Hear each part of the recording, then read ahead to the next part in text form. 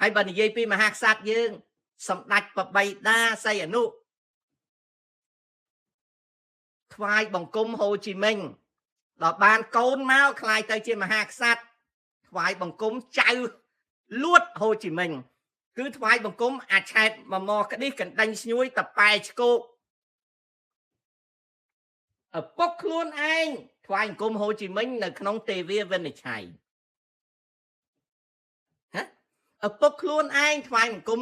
ហូជីមិញនៅទេវាវិនិច្ឆ័យ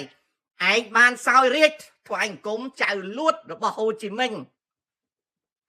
គឺអាឆែតមកក្តិះតប៉ែឆ្កោកកណ្ដាញ់ឆ្កួយនេះហើយវាល្មិច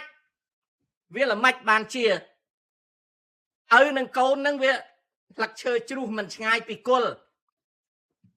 គួរខ្មាស់ខ្លួនឯងដែលគេសាពះហៅស្ដាច់វាមិនបានជាអាខួរតាងោលដូចខ្ញុំដែរនឹងស្ដាប់មិនចេះគិត